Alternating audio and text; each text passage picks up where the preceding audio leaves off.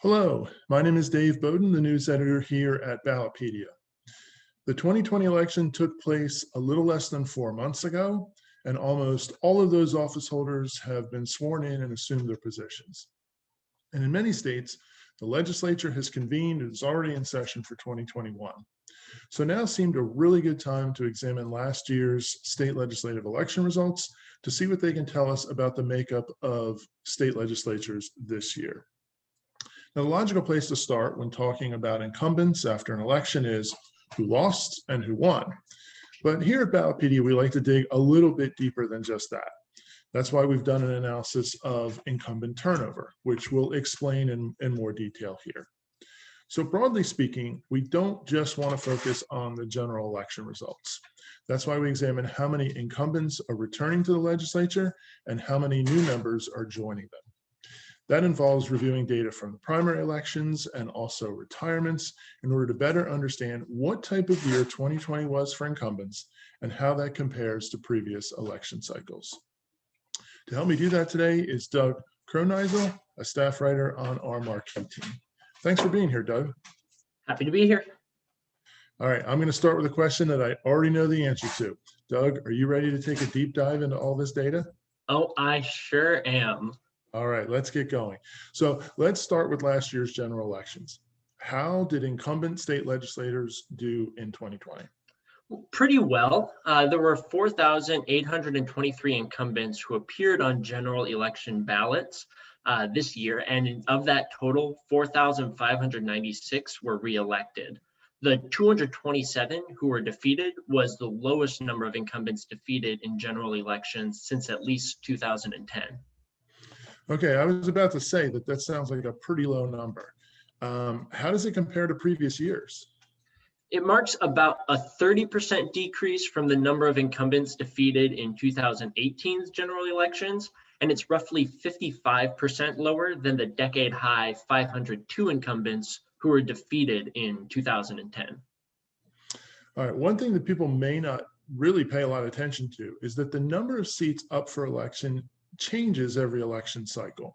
There are various factors that cause that. Primarily is that the term length of state legislators varies from state to state. And also some states do what they stagger their term lengths shortly after redistricting. So a certain number of legislators may be up after 2 years or 4 years after redistricting, and that kind of changes things. So all of that aside, can the low number of losses by incumbents in state legislative races be due to the overall low number of elections to begin with?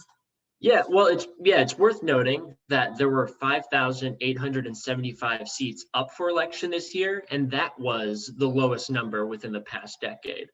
But when you compare the number of incumbents defeated to the number who ran in the general election, and you get a percentage of that, you find a loss rate of 4.7%. And it turns out that rate is the lowest it's been since 2010 also. So even though there were fewer races to begin with, proportionally, the rate at which incumbents lost was still at its lowest in 2020. Interesting. All right, and you see how the numbers for 2020 are very close to the numbers for 2016, which was the last presidential election year, but that's maybe part of another webinar altogether. Let's just look at the 2020 elections. There were 227 incumbents defeated. Do we know where those defeats were most likely to occur? I mean, which state saw the highest number? Well, so the map that we're going to show here, that's the loss rate. This is the map here. It's showing the total number of incumbents defeated in general elections by state. So with the darker shades indicate higher numbers. The state with the most defeated incumbents was New Hampshire, where 37 incumbents were defeated this year.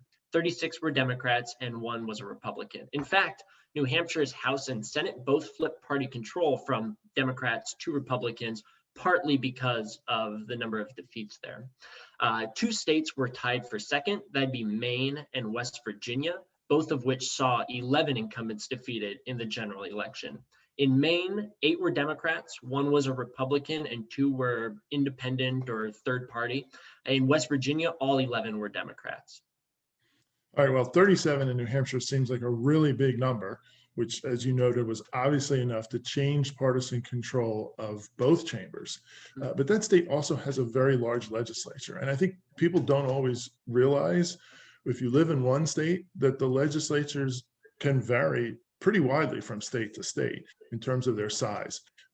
Is there another way to look at this information on a percentage basis? Yeah, if you look at this map, it's showing the same number of general election defeats, but as a percentage of incumbents who appeared on general election ballots. So you notice the shading changes a little bit.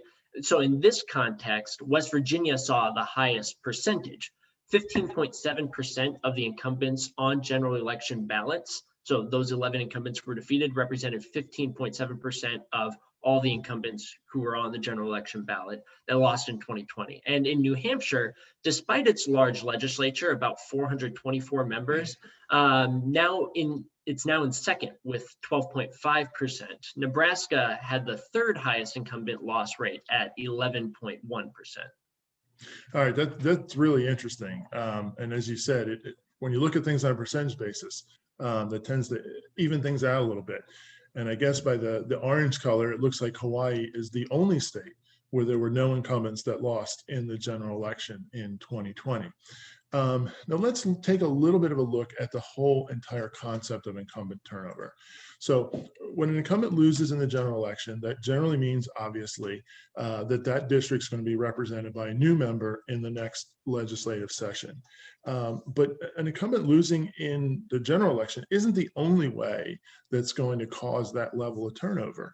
Can you walk through what other ways you might be seeing a new member in the legislature? Sure. I mean, like you said, incumbent turnover effectively tells us two things. First, how many legislators will no longer be representing their old seats. And second, how many seats will be represented by newcomers, or freshmen, as they're sometimes called. So this table, it's showing all the components that go into incumbent turnover. It shows those numbers for the two major parties from 2010 to 2020, with a decade average on the far right. General election losses are just one of three components in that turnover figure. The others are primary election losses and retirements, so legislators who choose not to seek re-election to their seats. Yeah, and we should take a second to explain that when we use the term retirements, and it's pretty commonly used in this way in the political world, that doesn't just mean it does mean that the people are just choosing not to seek the seat that they currently represent. It doesn't mean that they left politics entirely. Yeah, exactly. I mean, they've retired from their seat, but in some instances, maybe they did so in order to run for a different position. That's why the incumbent turnover figure is especially helpful in seeing how many newcomers we'll have. It's not a perfect one-to-one comparison. For example, maybe a representative retired in order to run in the state Senate, but we know that his or her old seat is going to be held by somebody new regardless. Exactly. All right. So now that we've established that, when you look at the data, it appears like in 2020 that in addition to the low number of incumbents who were defeated in a general election, we also saw a low number of incumbents who retired, basically who didn't seek re-election to their seat. We did, and decade low, in fact. 2020 had an overall decade low turnover at 1,263. So we're going to show you another view of that data to put things into a little bit of a different perspective. You'll notice some peaks and troughs by party regarding election defeat data. The number of Democrats who have lost in general elections has exceeded that of Republicans in 4 of the last 6 election cycles. With primary elections, however, you can see that more Republicans have lost to other Republicans in those primaries than Democrats have to other Democrats in every election cycle since 2012. The two were tied in 2010 with 56 primary defeats each. Interesting. This is a great way to view this data, because what really stands out to me are the length of those bars that relate to retirements. I mean, it really appears that those are the numbers that are the driving factor behind whatever turnover we're seeing among incumbents. Yes, the most common reason for an incumbent to leave office, at least within the past decade, has not been electoral defeat, but rather just not seeking re-election. So this chart, it shows the different components that we're going to switch to here next, if we can get that up there for you. So this next chart, it's going to show the different components of turnover as a percentage of seats up for election since 2010. And down there at the bottom of each column, you'll see the total number of seats that were up for election for context. So you can really see here that the retirement rate tends to be at least 2.5 times that, having that big of an impact on turnover than electoral defeats, both primary and general combined. So do we have any idea as to why the retirement rate was so much lower in 2020 than in many of these other years? Yeah, so I mean, as you can see, the retirement rate usually hovers around a little under 20%, but now in 2020, we saw the retirement rate was closer to 15%. It's impossible to speculate all the different decisions that go into leaving office or running for a different position. But one thing I did come across was something that some legislators have no control over, and that's the role that term limits played last year. Term limits. This is an idea that is, become pretty commonly discussed. And that's the laws in some states. Some states have them, some states don't, that specify how long a legislator can hold a particular office, correct? Yep, and of the 86 legislative chambers that held elections in 2020, 23 of them utilized term limits. So in these cases, a legislator retiring, you'll see a legislator retiring not because they necessarily want to, but because they legally cannot seek re-election to that seat. Okay, so then the big question as we look at the issue of term limits is, how did term limits affect these numbers that we've been talking about in 2020? How many legislators ended up being term limited? Well, I feel like a broken record, but would you believe me, we had another decade low number, this time of term limited legislators. In 2020, there were 211, so 60 state senators and 151 state representatives. That represents about 3.6% of the 5,875 seats that were up for election. All right, you said it, another decade low, but 3.6% seems like a really small number. It does, but let's go back a slide and take a look at that table with the turnover figures on it. Overall, there were 898 retirements. So you got the 402 Democrats who retired, 490 Republicans, and then there were 6 independent third-party candidates who aren't shown on this table here. So now if we go over to the next chart, this chart is taking a look at how big of an effect term limits had on legislative retirements specifically over the past decade.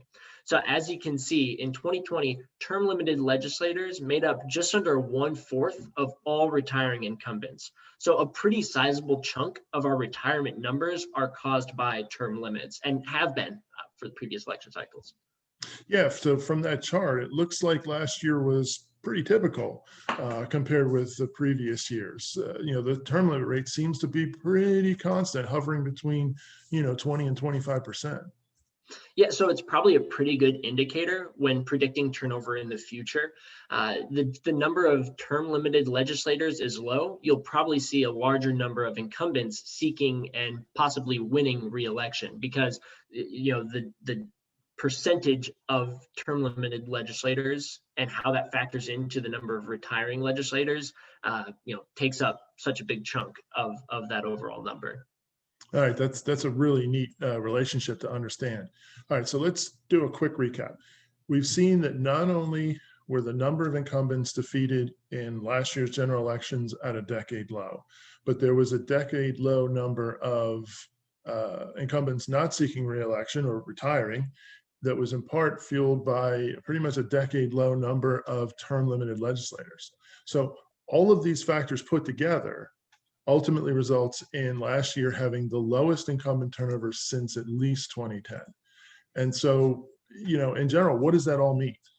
Well, it means that the 2021 state legislative sessions are seeing a higher number of incumbent legislators returning and a decade low number of newcomers joining them.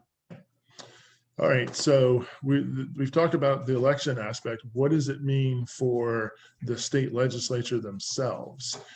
Is there anything that we can say about there being a low number of new members? Well, for starters, it means that fewer members who might be unfamiliar with the legislative process. If 78% of the people who won elections last November, like we saw in 2020, have already served at least one term, there's less of a learning curve coming into the 2021 legislative session. Additionally, with redistricting coming up, it will also be interesting to see not only how those returning legislators participate in the process, but also what effect it might have on the 2022 state legislative elections. All right, and you've touched on something that we covered, in the last briefing that we did, which was redistricting, which has its own process and which, will pretty much impact the 2022 legislative elections. So how does that affect, we talked a lot from a congressional standpoint, how does this affect the state legislatures? Sure. Well, when legislators are drawing new state legislative district lines based on census data, they're not just changing which districts encompass which voters. Remember, in a lot of states, legislators must live in the district that they represent. So there's always a chance that a legislator might be serving in District A this year, but then find him or herself living in District B next year. Okay, so when the 2022 elections come around and the filing deadlines approach for those, the incumbent will have to make maybe some additional decisions about whether or not to run again. Exactly. I mean, in the election cycle following redistricting, it's not uncommon to see two incumbents suddenly living in the same district. If that is the case, we might see primaries or general elections in 2022 where multiple incumbents are facing off against one another. Yeah, and this is not unique to this election cycle. I mean, we regularly see both at the congressional level and other levels of government more instances of incumbents facing each other due to redistricting, although that is pretty rare in some of the other election cycles that happen during any given decade. So for all these new members, do we have any idea what role they're likely to play in how state legislatures are doing things, even if their numbers are smaller this year than in previous post-election years? Yeah, so it's tough to tell because it varies case by case and state by state. So, some states might have larger numbers of new members, like we saw with New Hampshire and West Virginia. Other states might have smaller numbers of new members. In some instances, newcomers might develop new groups within the legislature. We've been seeing that in Missouri, the House of Representatives there, where a number of new members have pushed to create a caucus for the freshman class. And Missouri, it's worth noting, had the most term limited legislators this year, which is part of the reason why they have this higher number of new members. In other instances, newcomers, especially those who defeated incumbents, can shake up legislative leadership. So we saw that stand out, probably the starkest example in West Virginia in the Republican primaries after the Senate president, who is the de facto lieutenant governor of the state, Mitch Carmichael, he was defeated in his primary by Amy Nicole Grady. Additionally, if a newcomer campaigned hard on a particular issue, he or she might make that a priority during this legislative session. But more often than not, there's a little bit of time that goes into learning how the day-to-day legislative process works for most newcomers, especially when you consider the extra task of redistricting in states where it's up to legislators to draw those lines. Yeah, this is all fascinating stuff, and it'll be really interesting to see how it plays out during these legislative sessions that are happening now, and even the ones that will extend into 2022. But before we get to the last thing we want to talk about, I wanted to highlight a question that somebody had raised in the chat, and that is, when we talk about redistricting, one element, and I don't know to what extent you've looked at this at all, but when members of legislatures do redistricting, they tend to favor keeping incumbents, almost what they call protecting incumbents. So, are we planning to do any kind of work on that? Well, I mean, if you look at our redistricting coverage, because I know that I don't have the exact numbers off the top of my head, but I know that there are some instances where legislators are prohibited from doing that, or you have the instances where it's up to a commission. But yeah, in other states, you know where you live, and you know how to kind of draw a line so that that address stays in that district, that one address stays in another district. I don't know the number off the top of my head, but it'd be interesting to look at the redistricting coverage that we have right now on site to piece out sort of what states those provisions are in place for. Yeah, and redistricting as a topic itself has gotten so much more complicated as mapping software has become so much more sophisticated. You can do much more detailed analyses much more quickly with a lot of the software that exists now. Whereas I think in cycles, maybe census redistricting cycles 2, 3, 4 ago, a lot of it was done by hand and it was really hard to come up with. So redistricting is going to be something, as we indicated in the last briefing, that we're going to be paying a really, really close attention to. And it obviously it does impact this whole process. So before we wrap up, Doug, I know that you always tend to find a few very interesting items while doing all of the research that you've done for this briefing that we have here today. So, did you happen to come across any, interesting facts while conducting these analyses? I did, believe it or not. So in 2020, we encountered something that our turnover analysis hasn't had to account for before, coming out of North Dakota. North Dakota's House District 8 specifically. Like we mentioned at the start of this briefing, our turnover analysis gives an idea of the number of newcomers following an election. The logic behind it is that if an incumbent retires or is defeated, they won't be returning to the next session. But North Dakota threw a wrench into that logic this year. All right, you've triggered my curiosity. What happened there?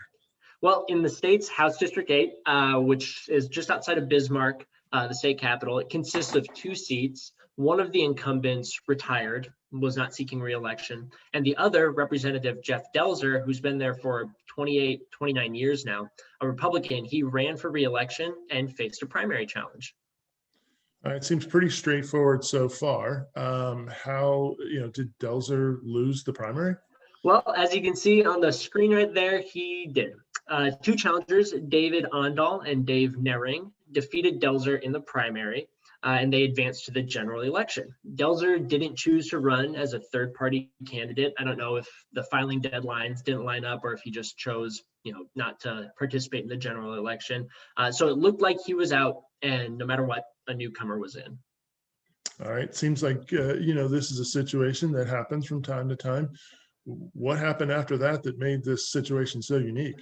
Well, as you can see on the screen in the election results with the gray bar, you'll notice that one of the candidates, David Ondal, unofficially withdrew. And that's a tag that we at Ballotpedia use if something comes up before the general election and the individual's name remains on the ballot. So about a month before the election, Ondal passed away. And since it was so close to the election, his name remained on the ballot.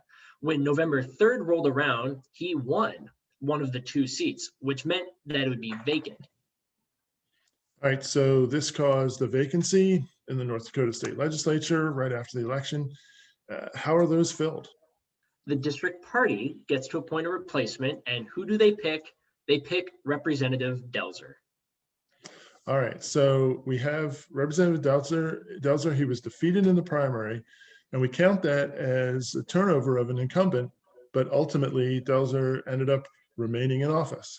Exactly. But since he technically didn't win the general election and the appointment came afterward, he's still counted in our turnover analysis numbers, even though there isn't a newcomer in the seat today. But that just goes to show sort of all the different ways that things can unfold that kind of throw our presupposed ideas and plans of how this should all work and function kind of into flux. Yeah, when you have over 8,000 state legislative seats, you're always going to have something unique that happens from time to time. That's a great story. And that's, the unpredictability of politics, but that's what we're here to do is to explain that. So I'm sure we're going to have more analyses like this after the next round of state legislative elections. And I'm sure if there's a unique situation, Doug, you'll be on top of it. So until then, thank you for all the help in walking us through all of these numbers and all this analysis. Yeah, thanks for having me. All right, I hope you enjoyed this look at incumbency in last year's state legislative elections. If you're new to Ballotpedia, all of this research is an example of the types of analysis that we do on all sorts of political topics, including elections. Now, there are two ways to stay connected with us so you're aware of all the stuff that we're doing. One way is to regularly visit our homepage, ballotpedia.org. On there, we feature the latest political news along with links to our major coverage areas and analyses. For example, we're starting our coverage of redistricting and also the transition in the new presidential administration, all sorts of areas. The other way to stay informed is through our newsletters, which cover a wide variety of topics from election policy to the federal courts and everything else in between. There's a link on our homepage to our full listing of newsletters.